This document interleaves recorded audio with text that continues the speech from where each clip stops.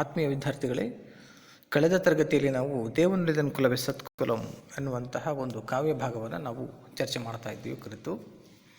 ಅಲ್ಲಿ ಚೆನ್ನ ಪ್ರತಿನಿತ್ಯ ತಾನು ಮಾಡ್ತಕ್ಕಂತಹ ಕಾಯಕ ಹೇಗಿತ್ತು, ಹೇಗೆ ಮಾಡ್ತಾ ಇದ್ದ ಅನ್ನೋದ್ರ ಬಗ್ಗೆ ನಾವು ಕುರಿತು ಮಾತನಾಡ್ತಾ ಇದ್ವಿ.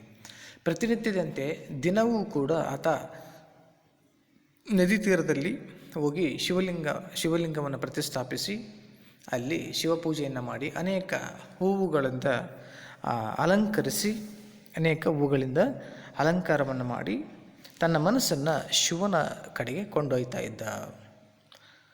ಹಾಗೆಯೇ ಆತ ಇಡೀ ಪೂಜೆಯನ್ನು ಮುಗಿಸಿ ಬರುವಂತಹ ಸಂದರ್ಭದಲ್ಲಿ ಚೋಳನ ಕುದುರೆಯನ್ನು ಶಿವನ ಮುಂದೆ ಬೇಗನೆ ಹೊಡೆದುಕೊಂಡು ಭರದಿಂದ ಬರ್ತಾ ಇದ್ದ. ಆತ ಬಳಲುತ್ತಾ ಬಂದು ಶಿವಲಿಂಗದ ಮುಂದೆ ಕುಳಿತುಕೊಂಡು ಒಳೆಯುತ್ತಿರುವಂತಹ ಶಿವಲಿಂಗದತ್ತ ಮನಸ್ಸನ್ನು ಹರಿಸ್ತಾ ಇದ್ದ. ಹಾಗೆಯೇ ಶಿವಲಿಂಗವನ್ನು ಹಿಡಿದುಕೊಂಡು ತನ್ನ ಅರಸಿ ಅಂತಂದರೆ ತನ್ನ ಹೆಂಡತಿ ತಂದಂತಹ ಅಂಬಲಿಯನ್ನು ಭಕ್ತಿಯಿಂದ ಶಿವನಿಗೆ ಅರ್ಪಿಸಿ, ಅಂದರೆ ಕಡು ಬಡವಿಯರು ಲಿಂಗ ಪ್ರಸಾದವನ್ನು ಆಧಾರದಿಂದ ಕೈಗೊಂಡು ಜಂಗಮ ಶಿವಪೂಜೆಯನ್ನು ನಡೆಸಿ ಅವರು ಸುಖವಾಗಿ ಮನೆಗೆ ಹೋಗ್ತಾ ಇದ್ದಾನೆ. ಈ ರೀತಿಯಾಗಿ 60 ಸಂವತ್ಸರಗಳು ನಡೆದವು. ಇಡೀ ಭೂಮಿಯಲ್ಲಿ ಅತಿಯಾದಂತಹ ಗುಪ್ತವಾದಂತಹ ಪೂಜೆ ಉತ್ಸಾಹದಿಂದ ನಡೆಸ್ತಾ ಇದ್ದಂತಹ ಒಬ್ಬ ವ್ಯಕ್ತಿಯಾಗಿದ್ದ ಈತ ಅನ್ನುವಂಥ. ಹಾಗಾಗಿ ಮುಂದೆ ಹಾರನೊಲ್ದು ಚೆನ್ನನಂ ಮೆರೆವೆನ್ ಈ ಧರೆಗೆಂದು ಪುರಹರಂಸಲೆ ಸಂತಸಂಬಡುತ್ತಿರಲ್ ಒಂದು ದಿವಸಂ. ಅಂದರೆ ಶಿವಭಕ್ತನಾದಂತಹ ಚೆನ್ನನು ಶಿವನನ್ನು ಈ ಧರೆಯಲ್ಲಿ ಶಿವಭಕ್ತನಾದ ಚೆನ್ನನನ್ನು ಶಿವನು ಈ ಧರೆಯ ಪುರದಲ್ಲಿಯೇ ಉತ್ತಮ ಪೂಜೆಯನ್ನು ಸಲ್ಲಿಸ ಸಂತೋಷವನ್ನು ಪಡ್ತಾ ಇರಬೇಕಾದ್ರೆ ಒಂದು ದಿವಸ ಎಂದಿನಂತೆಯೇ ಹೊಲಕ್ಕೆ ಹೋಗಿ ಒಲನಂಪಕ್ಕು ಶಿವಲಿಂಗ ಪೂಜೆಯನ್ನು ಮಾಡಿ ಅರುಷಮಿಕ್ಕುಂ ಅಂತ. ಅಂದರೆ ಒಂದು ದಿವಸ ಎಂದಿನಂತೆ ಹೊಲಕ್ಕೆ ಹೋಗಿ ಶಿವಲಿಂಗ ಪೂಜೆಯನ್ನು ಮಾಡಿ ಅರುಷವನ್ನು ಪಡುತ್ತಾ ಬೇಗನೆ ಹುಲ್ಲನ್ನು ಕೊಯ್ದು ಒಂದು ಬೂದು ಬಣ್ಣದ ಎತ್ತಿನ ಮೇಲೆ ಹೇರಿಕೊಂಡು ಸಂತೋಷದಿಂದ ಬೇಗನೆ ನಡೀತಾ ಇದ್ದ. ನಂತರ ಮೇವಿನ ತಾಣದಲ್ಲಿ ಹುಲ್ಲನ್ನು ಹಾಕಿ ಸಂತೋಷದಿಂದ ಮನೆಗೆ ಒಂದು ಸುಧಾರಿಸಿಕೊಂಡು ಕುಳಿತುಕೊಂಡಿರುವಾಗ ಹೆಂಡತಿಯು ಅಂಬಲಿಯನ್ನು ತರುವಂತಹ ಒಂದು ಸಂದರ್ಭ ಇಲ್ಲಿ ನೋಡ್ತಾ ಇದ್ವಿ. ಹೆಂಡತಿ ಅಂಬಲಿಯನ್ನು ತಂದಾಗ ಅದನ್ನು ಶಿವನ ಪ್ರಸಾದ ಅಂತೇಳಿ ಮೆಲ್ಲನೆ ಊಟವನ್ನು ಮಾಡ್ತಾ ಇದ್ದ, ಮೆಲ್ಲನೆ ಅದನ್ನು ಸ್ವೀಕರಿಸ್ತಾ ಇದ್ದ ಅನ್ನುವಂಥದ್ದು. ಇದಿಷ್ಟು ನಾವು ಅಲ್ಲಿ ಕಳೆದ ತರಗತಿಯಲ್ಲಿ ನಾವು ಚರ್ಚೆ ಮಾಡ್ತಾ ಇದ್ದೀವಿ. ನೆಕ್ಸ್ಟು ಪದ್ಯಭಾಗ ಹೀಗಿದೆ. ಮಧುರ ಆಮ್ರ ರುಚಿ ಆಹಾ ಶಿವಲಿಂಗ ಮಮತಾಗೆ, ಸುಧೆಯ ಕಡು ಸವಿ ಹಿಂದೆ ನೂರ್ಮಡಿಸಿ ಸವಿಯಾಗೆ ಸವಿದು ದಣಿವು ವೇದಿಸದೆ ಗುರುಮೂರ್ತಿಯು ಹುರವಣಿಸಿ ಸವಿಯುತ ಅಂಬ ಕಳಮಮೆಲ್ಲಮಂ ಲವಲವಿಸಿ ಕೊಂಡೆನ್ ಏನೆಂಬೆನ್ ಆ ಚೆನ್ನನೊಡನೆ ಒಂದಾಗಿ ಉಂಡನ್ ಭವಂ ಸ್ವರ್ಗ ಮರ್ತಕ್ಕೆ ಪೊಸತಾಗಿ ಹಿರೆ ನಿತ್ಯ ನೇಮಕ್ಕೆ ಚೋಳರಾಯಂಬೊಂದು ಹರನ ಆಲೆಯೆಂಬಕ್ಕು ಕೈ ಮುಗಿಯುತಂ ನಿಂದು ದೇವನ್ನ ದಿವ್ಯನ್ನ ಅಮೃತಾನ್ನಮಂ ಬಡಿಸಿ ಓವಿ ಸವಿ ಸಾಲಿಡುವ ಶಾಖಂಗಳಂ ಬಡಿಸಿ. ಮಧುರ ಆಮ್ರರುಚಿ ಆಹಾ ಶಿವಲಿಂಗ ಮಮತಾಗೆ, ಸುಧೆಯ ಕಡು ಸವಿ ಹಿಂದೆ ನೂರ್ಮಡಿಸಿ ಸವಿಯಾಗೆ ಸವಿದು ದಣಿವೈದಿಸದೆ ಗುರುಮೂರ್ತಿಯು ಹುರವಣಿಸಿ ಸವಿಯುತ ಅಂಬ ಕಳಮೆಲ್ಲಮಂ ಲವಲವಿಸಿ ಕೊಂಡೆನ್ ಏನೆಂಬೆನ್ ಆ ಚೆನ್ನನೊಡನೆ ಒಂದಾಗಿ ಉಂಡನ್ ಭವಂ ಸ್ವರ್ಗ ಮರ್ತಕ್ಕೆ ಪೊಸತಾಗಿ ಹಿರೆ ನಿತ್ಯ ನೇಮಕ್ಕೆ ಚೋಳರಾಯಂಬಂದು ಹರನ ಆಲೆಯೆಂಬಕ್ಕು ಕೈ ಮುಗಿಯುತಂ ನಿಂದು ದೇವನ್ನ ದಿವ್ಯನ್ನ ಅಮೃತಾನ್ನಮಂ ಬಡಿಸಿ ಓವಿ ಸವಿ ಸಾಲಿಡುವ ಶಾಖಂಗಳಂ ಬಡಿಸಿ. ಮಧುರ ಆಮ್ರ ರುಚಿ ಆಹಾ ಮಧುರ ಆಮ್ರ ರುಚಿ, ಮಧುರವಾದಂತಹ ರುಚಿಕರವಾದ ಮಾವು, ಆಮ್ರ ಅಂತಂದರೆ ಮಾವು, ರುಚಿಕರವಾದಂತಹ ಮಾವು ಅಂದರೆ ಇಲ್ಲಿ ಮಾವಿನ ಉಪ್ಪಿನಕಾಯಿ. ರುಚಿ ನೋಡಿ, ಮಧುರ ಆಮ್ರ ರುಚಿ, ಆಹಾ, ಮಧುರವಾದ ಆ ಉಪ್ಪಿನಕಾಯಿಯ ರುಚಿ ಇದೆಯಲ್ಲ, ಆಹಾ, ಅದು ಏನು ಅಂತ ಹೇಳಲಿ ಅಂತ. ಆಹಾ, ಶಿವಲಿಂಗ ಮಮತಾಗಿ ಅಂತಹ ರುಚಿಕರವಾದಂತಹ ಉಪ್ಪಿನಕಾಯಿ ಇದೆಯಲ್ಲ, ಆ ರುಚಿ ಶಿವಲಿಂಗ ಮಮತಾಗಿ ಶಿವನನ್ನು ತಲುಪಿತು. ಶಿವನನ್ನು ತಾಗಲು, ಶಿವನನ್ನು ತಲುಪಿದಾಗ ಸುಧೆಯ ಕಡು ಸವಿ ಹಿಂದೆ, ಸುಧೆಯ ಅಂದರೆ ಅಮೃತಕ್ಕೆ ಸಮಾನವಾದಂಥದ್ದು. ಸುಧೆಯ ಕಡು ಸವಿ ಹಿಂದೆ ಅಮೃತದಷ್ಟು ಸಮಾನವಾದಂತಹ ಸವಿ ಉಳ್ಳಂತಹ ಕಡು ಸವಿ ಹಿಂದೆ ಹೆಚ್ಚಾದಂತಹ ರುಚಿಗಿಂತಲೂ ನೂರರಷ್ಟು ಸವಿಯಾಗಿ ರುಚಿಯಿಂದಿರಲು, ನೂರರಷ್ಟು ರುಚಿಯಾದಂತಹ ಸವಿ ಇರುವಾಗ ಅಂದರೆ ಸಿಹಿಯಾದಂತಹ ಒಂದು ಮಾವಿನ ಉಪ್ಪಿನಕಾಯಿಯ ರುಚಿಯಂತಿರುವ ಅಂಬಲಿಯನ್ನು ಆ ಶಿವಲಿಂಗಕ್ಕೆ ಅರ್ಪಿಸಿ ಅಮೃತವನ್ನು ಸವಿಯುವಂತೆ ಶಿವ ಅಲ್ಲಿ ಅದನ್ನು ಸವಿಲಿಕ್ಕೆ ಪ್ರಾರಂಭ ಮಾಡ್ತಾನೆ. ಹೇಗೆ? ಸುಧೆಯ ಕಡು ಸವಿಯಿಂದ, ಆ ರುಚಿಯ ಹೆಚ್ಚಾದಂತಹ ಸವಿಯಿಂದ ನೂರ್ಮಡಿಸಿ ಸವಿ ಅಂದರೆ ನೂರರಷ್ಟು ಹೆಚ್ಚಾಗಿ ಆ ಸವಿ ಅನ್ನುವಂಥದ್ದು 100ರಷ್ಟು ಹೆಚ್ಚಾಯಿತು. ಯಾಕೆಂತಂದರೆ ಇಲ್ಲಿ ಮಧುರ ಆಮ್ರ ರುಚಿಯ ಆ ಮಾವಿನ ಉಪ್ಪಿನಕಾಯಿಯ ರುಚಿ ಇದೆಯಲ್ಲ, ಆ ರುಚಿ ಶಿವಲಿಂಗವನ್ನು ತಾಗಿದಾಗ ಆ ರುಚಿ ಏನಾಯಿತು ಅಂತಂದರೆ ಮತ್ತಷ್ಟು ಅದು ಅದರ ಕಡು ಸವಿಯಿಂದಾಗಿ ಆ ರುಚಿ ಅನ್ನುವಂಥದ್ದು ಮತ್ತಷ್ಟು ಜಾಸ್ತಿ ಆಯಿತು. ನೂರು ಮಡಿಸಿ ಅಂದರೆ 100ರಷ್ಟು ಜಾಸ್ತಿ ಆಯಿತು. ಹಾಗೆ ಸವಿದು ದಣಿ ವೈದಿಸದೆ ಸವಿತಾ ಇದ್ದಾನೆ, ಅದನ್ನು ಸವಿತಾ ಇದ್ದಾನೆ ಶಿವ. ಅದನ್ನು ಆ ಸವಿಯನ್ನು ಸವಿತಾ ಇದ್ದಾನೆ. ದಣಿ ವೈದಿಸದೆ ಅಂದರೆ ಸಾಕು ಎನಿಸದೆ, ದಣಿ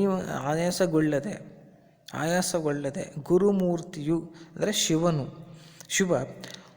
ಉರವಣಿಸಿ ಅಂದರೆ ಬೇಗನೆ ಹೊರವಣಿಸಿ ಬೇಗನೆ ಸವಿಯುತ್ತಾ ಅದನ್ನು ಸವಿಯುತ್ತಾ ಅಂಬಕಳಮೆಲ್ಲವಂ ಲವಲವಿಸಿ, ಅಂಬಲಿ ಎಲ್ಲವನ್ನು ಕೂಡ ಲವಲವಿಸಿ ಅಂದರೆ ಉತ್ಸಾಹದಿಂದ ಬಾಯಿ ಚಪ್ಪರಿಸಿಕೊಂಡು ಕುಡಿತಾ ಇದ್ದಾನೆ, ಸ್ವೀಕರಿಸ್ತಾ ಇದ್ದಾನೆ. ಲವಿಲವಿಸಿ ತಿಂದ, ಲವಿಲವಿಸಿ ಅದನ್ನು ಸ್ವೀಕರಿಸಿದ. ಏನೆಂಬೆ ಅದನ್ನು ಏನು ಅಂತ ಹೇಳಿ, ಆ ಚನ್ನನೊಡನೆ ಒಂದಾಗಿ ಉಂಡನ್ ಭವಂ, ಆ ಚನ್ನನ ಜೊತೆಗೆ ಒಂದಾಗಿ ಊಟವನ್ನು ಮಾಡಿದ. ಭವಂ ಯಾರು? ಶಿವ. ಅದು ಹೀಗೆ ಊಟ ಮಾಡಿದ್ದು ಶಿವ ಆ ಚನ್ನನ ಜೊತೆಗೆ ಊಟ ಮಾಡಿದ್ದು ಒಂದು ಹೊಸದಾಗಿರ್ತಕ್ಕಂತಹ ಒಂದು ವಾತಾವರಣವನ್ನೇ ಸೃಷ್ಟಿ ಮಾಡ್ತು. ಸ್ವರ್ಗ ಮತ್ತು ಮರ್ತ್ಯಕ್ಕೆ ಅದು ಹೊಸದಾಗಿ ಕಾಣಿಸ್ತು. ಸ್ವರ್ಗ ಮತ್ತು ಮರ್ತ್ಯಕ್ಕೆ ಅದು ಏನಾಯಿತು? ಹೊಸದಾಗಿ ಕಾಣಿಸ್ತಾ ಇದೆ. ಹೊಸದಾಗಿ ಅಂದರೆ ಹೊಸದಾಗಿ ಅಥವಾ ಹೊಸದೆನ್ನಿಸುವಂತೆ ಇರೇ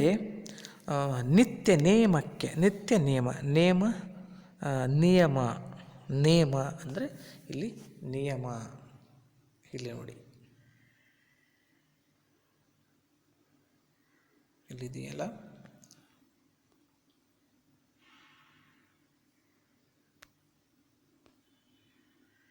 ಇದು ನಿಯಮ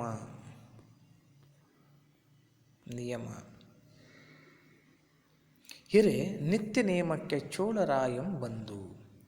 ಹಿರೆ ಹೀಗಿರುವಾಗ ನಿತ್ಯ ನಿಯಮಕ್ಕೆ ಅಂದರೆ ಪ್ರತಿನಿತ್ಯದ ನಿಯಮದಂತೆ ಚೋಳರಾಯಂ ಬಂದು ಅಂದರೆ ಚೋಳರಾಯ ಬರ್ತಾ ಇದ್ದಾನೆ. ಬಂದು ಪ್ರತಿನಿತ್ಯ ಆತ ಶಿವನ ದೇವಾಲಯಕ್ಕೆ ಬರ್ತಾ ಇದ್ದ. ಅದೇ ರೀತಿ ಇಂದೂ ಕೂಡ ಶಿವನ ದೇವಾಲಯಕ್ಕೆ ಆತ ಬಂದ. ಹರನ ಆಲಯಂ ಬೊಕ್ಕು ಅಂದರೆ ಶಿವನ ದೇವಾಲಯವನ್ನು ಪ್ರವೇಶ ಮಾಡಿದ. ಬೊಕ್ಕು ಅಂತಂದರೆ ಪ್ರವೇಶವನ್ನು ಮಾಡಿದ. ಕೈಯನ್ನು ಮುಗಿಯುತ್ತಾ ನಿಂತುಕೊಂಡು ದೇವಾನ್ನ ದಿವ್ಯಾನ್ನ ಅಮೃತಾನ್ನಮಂ ಬಡಿಸಿ, ದೇವಾನ್ನ ದಿವ್ಯಾನ್ನ ಮತ್ತು ಅಮೃತಾನ್ನವನ್ನು ಬಡಿಸಿ ದೇವ ಅನ್ನೋದು ದೇವತೆಗಳಿಗೆ ಯೋಗ್ಯವಾದಂತಹ ಒಂದು ಅನ್ನ, ಯೋಗ್ಯ ದೇವತೆಗಳು ಊಟ ಮಾಡುವಂತಹ ಅನ್ನ. ದಿವ್ಯ ಅನ್ನಂದರೆ ಉತ್ತಮವಾಗಿರ್ತಕ್ಕಂತಹ ಅನ್ನ.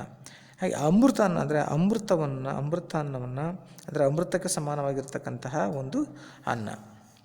ಈ ಎಲ್ಲ ಅನ್ನಗಳನ್ನು ಬಡಿಸ್ತಾ ಇದ್ದಾನೆ ಚೋಳರಾಯ ಶಿವನಿಗೆ ದೇವಾಲಯದಲ್ಲಿ. ಓವಿ ಸವಿಸಾಲಿಡುವ. ಓವಿ ಸವಿಸಾಲಿಡುವ ಅಂದರೆ ಓವಿ ಅಂದರೆ ಸುವಾಸನೆಯಿಂದ ಕೂಡಿದ, ಓವಿ ಸುವಾಸನೆಯಿಂದ ಕೂಡಿದ, ಸವಿಸಾಲಿಡುವ ಅಂದರೆ ಸವಿಯಾಗಿ ಸಾಲು ಸಾಲಾದಂತಹ ಶಾಖಂಗಳಂ ಬಡಿಸಿ ಪಲ್ಯಗಳನ್ನು ಬಡಿಸ್ತಾ ಇದ್ದಾನೆ. ಆಹಾರವನ್ನು, ಸಸ್ಯಾಹಾರವನ್ನು ಸಾಲಾಗಿ ರುಚಿಕರವಾಗಿರತಕ್ಕಂತಹ ಊಟವನ್ನು ಆತ ಬಡಿಸ್ತಾ ಇದ್ದಾನೆ. ಅಂದರೆ ಇದರ ಅರ್ಥ ಇಷ್ಟೇ, ಸಿಹಿಯಾಗಿರ್ತಕ್ಕಂತಹ ಮಾವಿನ ಉಪ್ಪಿನಕಾಯಿಯ ರುಚಿ ಶಿವಲಿಂಗವನ್ನು ತಾಗಿದೆ. ಆ ಶಿವಲಿಂಗವನ್ನು ತಾಗಿದಾಗ ಅದರ ರುಚಿ 100 ಮಡಿ ಅಂದರೆ 100ರಷ್ಟು ಹೆಚ್ಚಾಗಿ ಶಿವ ಅದನ್ನು ಏನು ಮಾಡ್ತಾ ಇದ್ದಾನೆ ಅಂತಂದರೆ ಅಲ್ಲಿರ್ತಕ್ಕಂತಹ ಎಲ್ಲ ಅಂಬಲಿಯನ್ನು ಲವಲವಿಸುತ್ತಾ ಅಂದರೆ ಬಾಯಿ ಚಪ್ಪರಿಸಿಕೊಂಡು ತಿಂತಾ ಇದ್ದಾನೆ, ಕುಡಿತಾ ಇದ್ದಾನೆ. ಹಾಗಾಗಿ ಚನ್ನನ ಜೊತೆಗೂಡಿ ಶಿವನೂ ಕೂಡ ಏನು ಮಾಡ್ದ ಅಂತಂದರೆ ಊಟವನ್ನು ಮಾಡಿದ. ಸ್ವರ್ಗ ಮರ್ತ್ಯ ಲೋಕಕ್ಕೆ ಇದು ಹೊಸದಾಗಿ ಇರುವಂತಹ ಒಂದು ನಿತ್ಯ ಪೂಜೆ ಅಂಬಲಿಯನ್ನು ಸವಿಯುವಂತಹ ಒಂದು ಅನುಭವ ಅದು ಶಿವನಿಗೆ ಆಯಿತು. ಇದೇ ರೀತಿ ಪ್ರತಿನಿತ್ಯದಂತೆ ಚೋಳರಾಜ ಪ್ರತಿನಿತ್ಯ ದೇವಾಲಯಕ್ಕೆ ಬಂದು ಪೂಜೆ ಮಾಡುವಂತೆ ಇವತ್ತು ಕೂಡ ಆತ ದೇವಾಲಯಕ್ಕೆ ಬಂದು ದೇವಾಲಯದಲ್ಲಿ ಹೊರಗಡೆಯಿಂದ ಪ್ರವೇಶವನ್ನು ಮಾಡಿ ಕೈಯನ್ನು ಮುಗಿಯುತ್ತಾ ನಿಂತು ಅಲ್ಲಿ ಶಿವನಿಗೆ ಅಂದರೆ ಶಿವಲಿಂಗಕ್ಕೆ ದಿವ್ಯಾನ್ನ ಮತ್ತು ಅಮೃತಾನ್ನಗಳನ್ನು ಬಡಿಸ್ತಾ ಇದ್ದಾನೆ. ಮತ್ತು ಸವಿಯಾದಂಥ ಸಸ್ಯಾಹಾರಗಳನ್ನು ಅಲ್ಲಿ ಬಡಿಸ್ತಾ ಇದ್ದಾನೆ ಚೋಳರಾಯ. ಬಡಿಸಿ ಏನು ಮಾಡ್ತಾ ಇದ್ದಾನೆ ನೋಡಿ, ಏನೇನೆಲ್ಲ ಬಡಿಸಿದ್ದಾನೆ ಅನ್ನೋದ್ರ ಬಗ್ಗೆ ನಾವು ನೋಡೋಣ. ಅಪ್ಪಳಂ ಚಿಲುಪಾಲ ಗಟ್ಟಗಳನ್ ಅಲ್ಲಲ್ಲಿ, ತುಪ್ಪಮಂ ಕೆನೆ ಮೊಸರು ಸಕ್ಕರೆಯನ್ ಅಲ್ಲಲ್ಲಿ, ಬಡಿಸಿ ಎರಸಾರುತಂ ಜವನಿಕೆಯನ್ನು ಸರಿಸಿ, ಮೃಡನೆ ಆರಯ್ಯೆ ಎಂದು ನಲವಿಂ ನಮಸ್ಕರಿಸಿ, ಹರನ್ ಅಲ್ಲಿ ಏನು ಮುಟ್ಟದೆ ಆರಯ್ಯದರೆ, ಪರೀಕ್ಷಿಸದೆ ವಾಸಿಸದೆ ಲೆಕ್ಕಿಸದೆ ಸುಮ್ಮನಿರೆ ತೊಟ್ಟನ್ ಆ ಜವನಿಕೆ ನೂಸರಿಸಿ, ಕಾಣುತಂ ಕೆಟ್ಟೆ ನಿಂತೆ ಕಾಯಿತೆ ಎನ್ನುತ್ತಲು ಉರವಣಿಸುತ್ತಂ ಕಿತ್ತ ಅಲಗ ನೆತ್ತಿಕೊಂಡಮಂ ಕೊರಳಲ್ಲಿ ಒತ್ತಿ ಒಡುತ್ತಿರಲು ಶಂಕರಂ ಕಂಡಲ್ಲಿ. ನೋಡಿ, ಅಂದರೆ ಇಲ್ಲಿ ಏನು ಹೇಳ್ತಾ ಇದೆ ಅಂತಾರೆ, ಹಪ್ಪಳ, ಕೆನೆ ಹಾಲು, ಬಣ್ಣಿನ ಪಾತ್ರೆಯಲ್ಲಿ ತುಪ್ಪವನ್ನು ಕೆನೆ ಮೊಸರನ್ನು ಸಕ್ಕರೆ ಹಾಕಿದಂತಹ ಅನೇಕ ಪದಾರ್ಥಗಳನ್ನು ಆತ ಬಡಿಸ್ತಾ ಇದ್ದಾನೆ. ಬಡಿಸಿ ಹಿಂದೆ ಸರಿಸುವ ಪರದೆಯ ಹಿಂದೆ ಬಂದು ನಿಂತ್ಕೊಂಡ. ತಕ್ಷಣ ಆತ ತಾನು ನಿಂತಿರುವಂತಹ ನೆಲೆಯನ್ನು ಮುಟ್ಟಿ ನಮಸ್ಕಾರ ಮಾಡಿ ನಂತರ ಶಿವ ಚೋಳರಾಜನ ಯಾವ ಭಕ್ಷ್ಯಭೋಜ್ಯಗಳನ್ನು ಮುಟ್ಟದೆ ಅದನ್ನು ನೋಡದೆ ವಾಸನೆಯನ್ನು ತೆಗೆದುಕೊಳ್ಳದೆ ಲೆಕ್ಕಿಸದೆ ಸುಮ್ಮನೆ ಇದ್ದ. ಆತ ಚೋಳರಾಜ ತಕ್ಷಣ ಪರದೆಯನ್ನು ಸರಿಸಿ ಎಲ್ಲವನ್ನ ಚೋಳರಾಜ ನೋಡ್ತಾನೆ.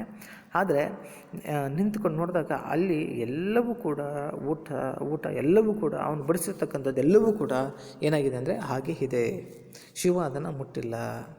ಹಾಗಾಗಿ ಆತ ಕೋಪದಿಂದ ಏನು ಮಾಡ್ತಾನೆ, ತನ್ನಲ್ಲಿರ್ತಕ್ಕಂತಹ ಕತ್ತಿಯನ್ನು ಅಲಗು ಅಂದರೆ ಆ ಖಡ್ಗವನ್ನು ಕಿತ್ಕೊಂಡು ಬೇಸರದಿಂದ ತನ್ನ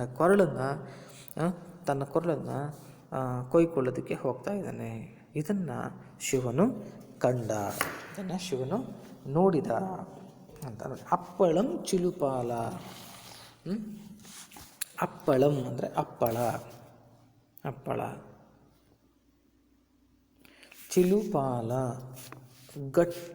ಚಿಲುಪಾಲ ಗಟ್ಟಿಗಳಂದರೆ ಚೆನ್ನಾಗಿ ಕಾಯಿಸಿ ಎಪ್ಪುಗಟ್ಟಿದ ಹಾಲು. ಚೆನ್ನಾಗಿ ಕಾಯಿಸಿ ಎಪ್ಪುಗಟ್ಟಿರ್ತಕ್ಕಂಥ ಹಾಲು ಅಲ್ಲಲ್ಲಿ ಅಂದರೆ ಅಲ್ಲಲ್ಲಿ ಹಾಕಿದ್ದ. ಆಯಾ ಸ್ಥಳಗಳಲ್ಲಿ ಹಾಕಿದ್ದ. ತುಪ್ಪಮಂ ಅಂದರೆ ತುಪ್ಪವನ್ನು ಕೆನೆ ಮೊಸರು ಸಕ್ಕರೆಯ ನಲ್ಲಲ್ಲಿ. ಕೆನೆ ಮೊಸರಕ್ಕಿಂತ ಆ ಸಕ್ಕರೆಯ ಮೇಲೆ ಏನಕ್ಕಿದ್ದ ಸಕ್ಕರೆಯನ್ನು ಅಲ್ಲಲ್ಲಿ ಹಾಕಿದ್ದ, ಅಲ್ಲಲ್ಲಿ ಅಂದರೆ ಆಯಾ ಸ್ಥಳಗಳಲ್ಲಿ ಹಾಕಿದ್ದ. ಬಡಿಸಿ ಎರಸಾರುತಂ, ಬಡಿಸಿ ಅಂದರೆ ಊಟಕ್ಕೆ ಇಟ್ಟು, ಎರಸಾರುತಂ ಹಿಂದಕ್ಕೆ ಸರಿದು ಜವನಿಕೆಯನ್ನು ಸರಿಸಿ, ಅಲ್ಲಿ ಒಂದು ಗರ್ಭಗುಡಿಗೆ ಒಂದು ಪರದೆಯನ್ನು ಹಾಕಿರ್ತಾರೆ. ಆ ಪರದೆ ಇದೆಯಲ್ಲ, ಆ ಪರದೆಯನ್ನು ಸರಿಸಿ ಅವನು ಬಂದು ಸರಿಸಿ ಅಂದರೆ ಪಕ್ಕಕ್ಕೆ ಸರಿಸಿ ಬಂದು ನಿಂತ್ಕೊಂಡ. ಮೃಡನೆ ಆರೈಗೆ ಎಂದು ನಲವಿಂ ನಮಸ್ಕರಿಸ. ಮೃಡನ ಅಂದರೆ ಶಿವನೇ, ಆರೈಗೆ ಬೇಗ ನೀನು ಸವಿಯತನ್ನು, ನೀನು ಊಟ ಮಾಡು ಅಂತ ಹೇಳಿ ಆತ ಏನು ಮಾಡ್ತಾ ಇದ್ದಾನೆ, ಸಂತೋಷದಿಂದ ನಮಸ್ಕಾರವನ್ನು ಮಾಡಿ ಈ ಕಡೆ ಬಂದ, ಹಿಂದಕ್ಕೆ ಸರಿದ. ಹರನು ಅಂದರೆ ಶಿವನ ಅಲ್ಲಿ ಏನುವ ಮುಟ್ಟದೆ ಆರೈಯದಿರೆ, ಏನನ್ನೂ ಮುಟ್ಟದೆ ಆರೈಯದಿರೆ ಅಂದರೆ ಏನನ್ನೂ ಮುಟ್ಟದೆ ಆತ ಸುಮ್ಮನೆ ಇದ್ದ, ಏನನ್ನೂ ಮುಟ್ಟದೆ ವಾಸಿಸದೆ, ಲೆಕ್ಕಿಸದೆ, ಪರೀಕ್ಷಿಸದೆ ಅಂತ ಹೇಳ್ತಾ ಇದ್ದಾನೆ.